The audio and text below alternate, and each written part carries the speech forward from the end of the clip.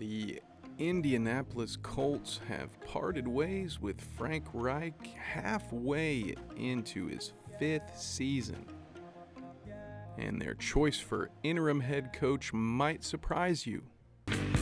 Sports. Welcome back to Bite Size Sports. I am your host, Kev Nevick. Here are my credentials, and let's get right into the story, shall we? This morning at 11:38 a.m., one Mr. Jim Irsay, known to most of you as the owner of the Indianapolis Colts, tweeted an announcement that the team had parted ways with head coach Frank Reich. Now, while I was in the midst of covering this breaking news for Indy Intercept, there was another announcement that came out. One regarding a former All-Pro that is now the interim head coach. So, quick plug here. If you want to see more of my thoughts, I implore you, please go check out our article. See what I had to say about this, but you're going to get some of it now. That's why you're here.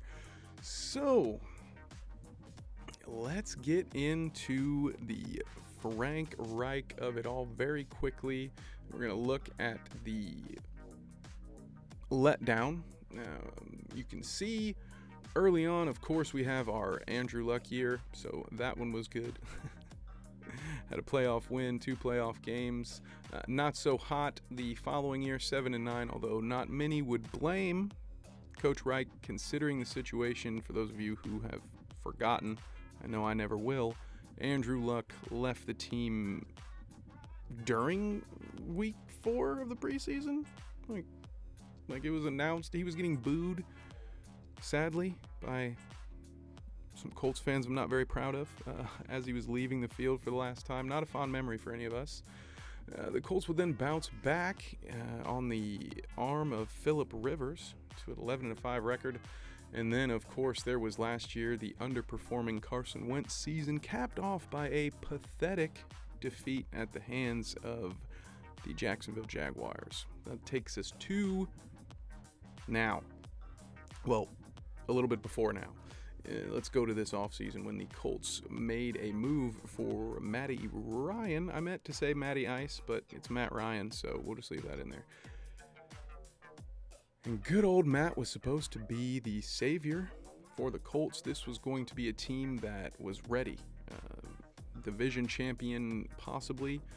Even a potential Super Bowl contender in the eyes of some, because Matt Ryan was a once elite quarterback who still had some in the tank, and the numbers suggested that he was phenomenal with running backs that gained over 100 yards, which was something that the Colts thought they would have a plenty of this year.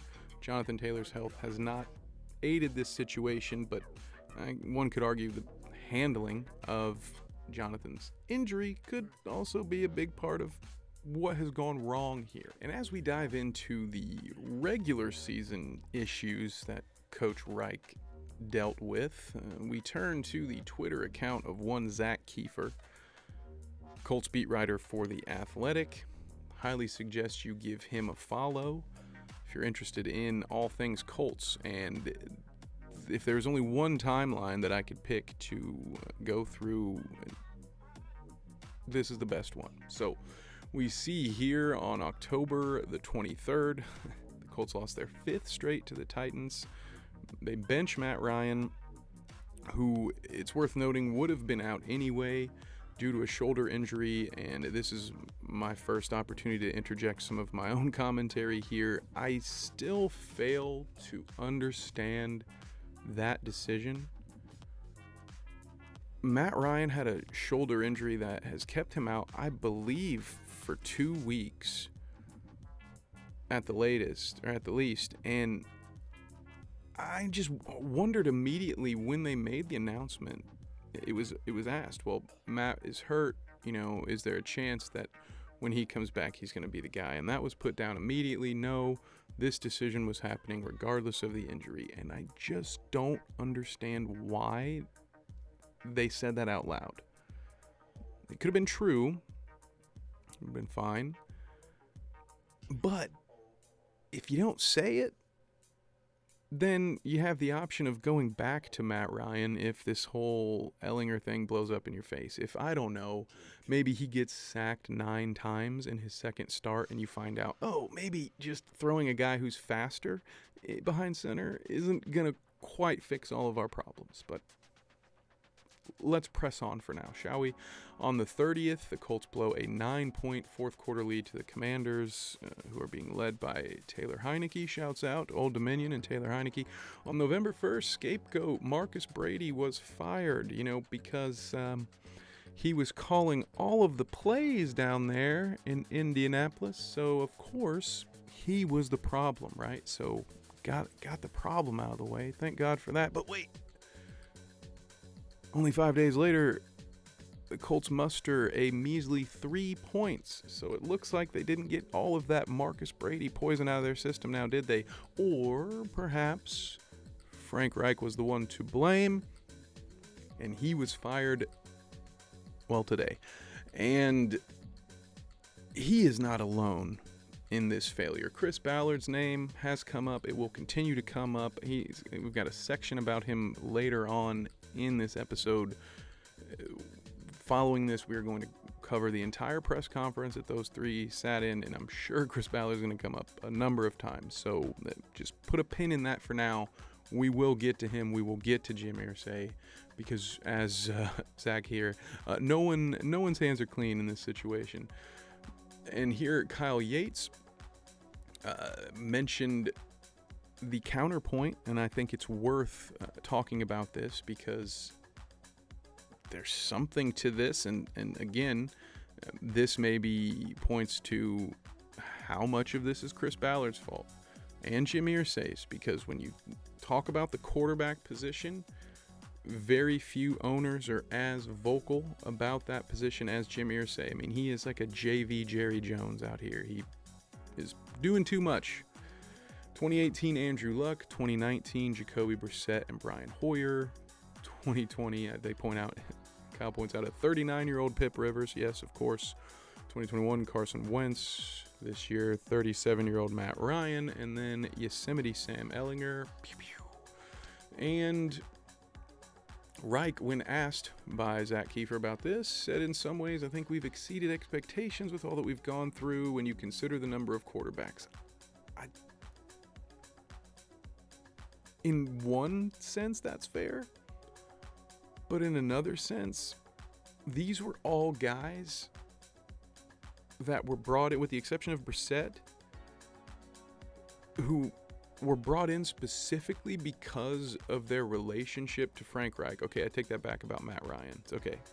Rescind my previous comment. But Phillip Rivers and Carson Wentz were brought in specifically because Frank Reich had success with them in the past, and he was going to be able to unlock that next achievement for them in their careers and take the Colts to a Super Bowl. So I don't think it's completely fair for him to say, oh, well, with all the quarterbacks we've had, I think I did a pretty good job. Well, bud, that's on you too, right? Like, if you had gotten it right the first time, or I don't know, despite the fact that Phillip Rivers is the only successful one of the bunch, maybe if we hadn't gone for the 39-year-old Band-Aid in 2020, the Colts may be in a position to be winning right now with a quarterback who's halfway into his third season with the team. That's what winning teams do. You don't see this rotation of quarterbacks in these playoff caliber teams. You don't see it. You see stability under center. That is what you see, and that is what the Colts have lacked for quite some time. But I don't think that former quarterback and former offensive coordinator Frank Reich, who was hailed as this quarterback and offensive guru, should get a pass because he kept hiring the wrong guys. Again, throw Chris Ballard in there too. He's just as guilty in a lot of this, but no, this isn't it's pretty impressive because I only screwed it up so much. No, I disagree. I disagree with that take, but I acknowledge the challenge. Absolutely. I think that was something that a lot of the players have been very vocal about, that they don't appreciate the turnover at their most important position on offense either. So let's move on To another issue that people have with this hiring, the Colts bypassed 2 former NFL head coaches already on staff, Gus Bradley, John Fox, and Bubba Vetrone, who is a head coaching candidate, in order for the former consultant and high school head coach, Jeff Saturday. So there are some issues there, to say the least. Now, we didn't even mention the whole Nyheim Hines trade situation because, again, I think that's more on Ballard than Reich. But the fact that Hines was so misused, thus sort of forcing him to want out, I think you do put that on Reich. So before we completely moved on, I wanted to acknowledge that. I think that was another horrible move that the Colts made. They traded Hines for a 6th rounder and Zach Moss, who not only hasn't done much with his time in Buffalo, but he's a similar running back to Jonathan Taylor and Deion Jackson, who's done well, although he struggled last week. He's shown flashes. Why do they have 3 of the same back? And now they've added Jordan Wilkins back to their practice squad, and then that Phillip Lindsay's in there too. I mean, too much of the same thing, very vanilla. Not a fan of what they did with the backfield. Now let's get to the Jeff Saturday of it all. Colts fans are kind of split on this one, so let's talk about it. What do the people that like this like about it? Well, for one, we have a Colts legend, a Ring of Honor member, Super Bowl champion, 6-time Pro Bowler, 2-time All-Pro center, who happens to have also been Peyton's BFF when they were playing together. So it's very hard for Colts fans to think about Jeff Saturday and not picture Peyton Manning. And everyone knows how much we love Peyton, so everyone knows how much we love Jeff. I think even the people who aren't happy about him being hired still love Jeff. I don't think he's the issue here. Again, he just picked up a phone and said, yeah, sure, I'll take the job. Wouldn't you? I know I would take the job.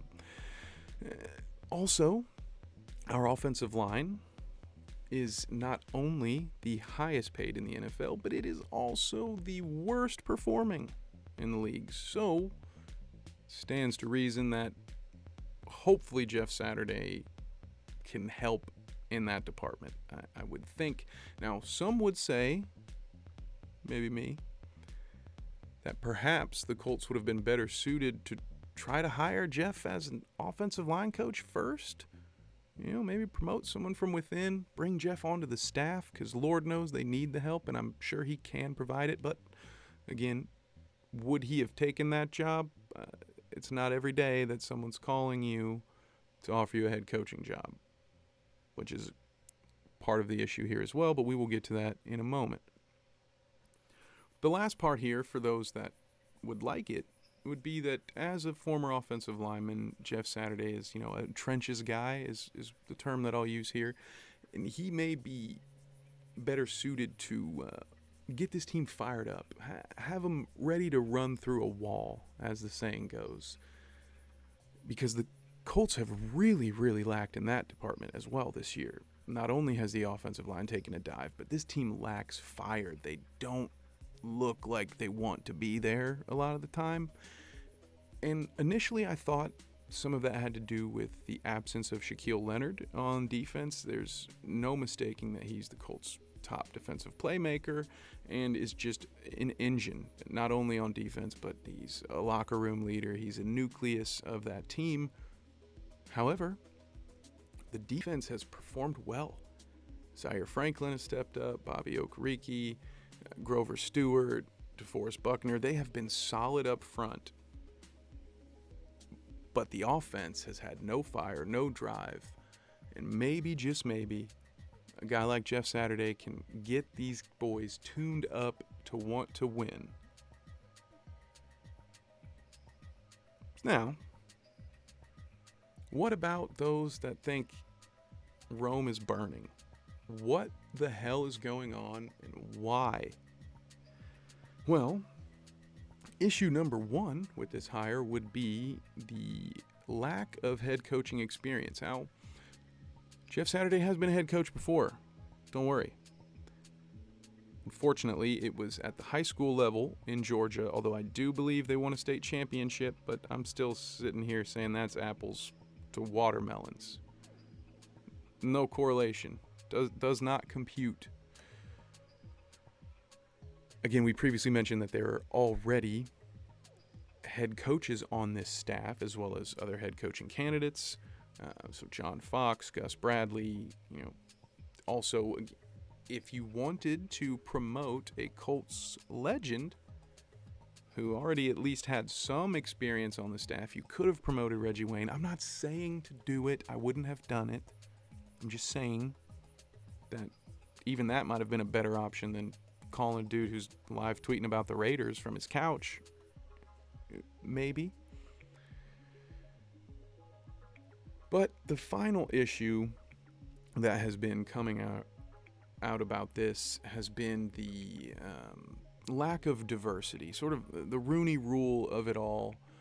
We're going to talk about that more in depth when we do the press conference video, mainly because Jim Irsay is asked about that specifically, and he has a response, and I want to hear all of it and discuss all of it. I do know some of it. I have seen a little bit, so we will talk about that right now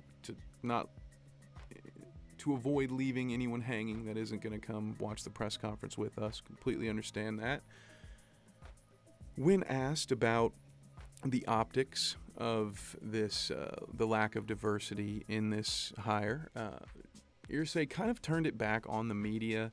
He pointed out that back when Tony Dungy had to take a leave, that they promoted Jim Caldwell to be the interim head coach.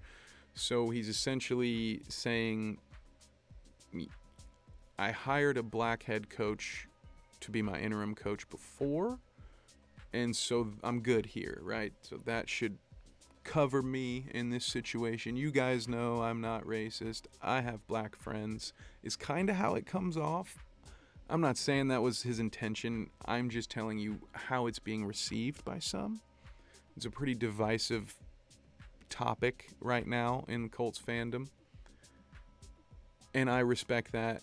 I acknowledge the greater issue here, which is that there's been a history in the league of qualified black head coaches not getting these types of opportunities. An interim head coach thing is weird because often you're promoting guys who are already on the staff, which is always my suggestion. But when you hire someone that's not on the staff and you do it within an hour of firing the first guy, I mean, I know they called him last night, but again, not much of a vetting process. It sounds like Jeff Saturday was one of their first options here, and they ran with it.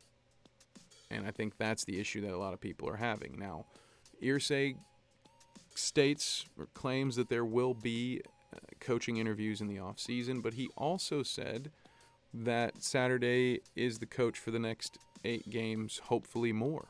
So take that as you will. I don't know what to make of it. He seems to be speaking out of both sides of his mouth. And as we face this final curtain, I'll state my thoughts, of which I am certain. The big issue I have with all of this isn't so much the Jeff Saturday hiring. I don't think it was the right move, but I also think it was Chris Ballard's move to make. And the fact that when asked, Irsay states that he hopes Chris Ballard will be back for next year. It has me questioning why Ballard didn't make the hire, announce the hire. It's weird having this owner that does these Jerry Jones things, that announces things. It's not really his job to do that, but he clearly wants to do it.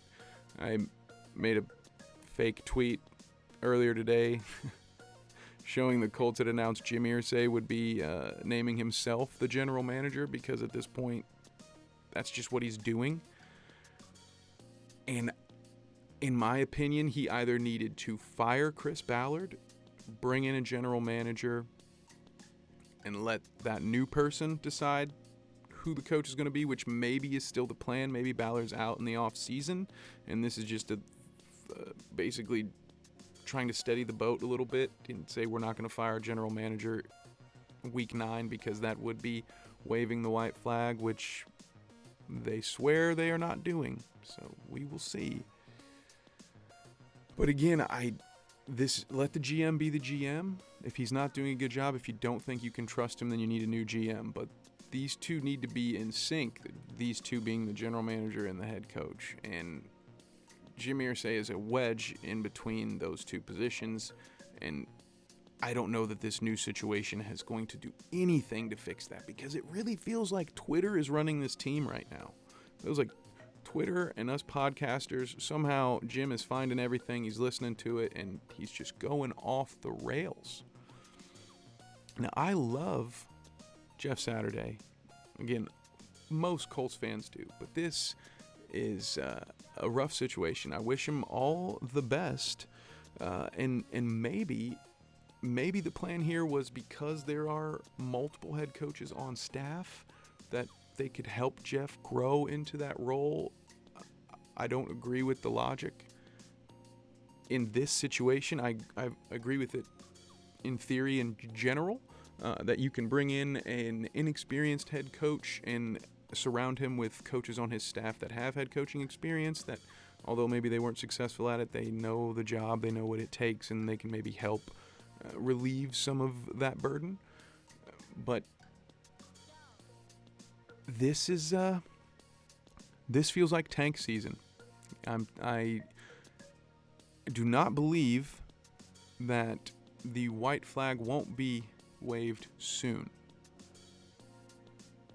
But those are just my thoughts, guys. Tell me what you think. Who is your favorite for next year's Colts head coach? I've got a short list here to start. Of course, we've seen Sean Payton already. I've heard Jim Harbaugh on the list, which I am ready for, by the way. That is not Andrew Luck. That is Jimmy Boy. Or, hey, maybe Jim throws a big enough bag of money and partial ownership to Peyton Manning and get him to come coach. Because why not, dude? Why not? Apparently all chips in meant let's just hire our friends. But anyway, I'm sorry for being negative. My article was much more positive. Feel free to check that out. I decided to write about the upside of this whole thing because my fellow writers at Indy Intercept are not very happy. Check me out also, Last Word on Sports. Find me in the basketball section. That's where I will be. And until next time, thank you for watching. Thanks again so much for tuning in. If you liked what you saw, please feel free to join me over on the Indy Intercept podcast. The best way you're going to find it is just to follow me on Twitter.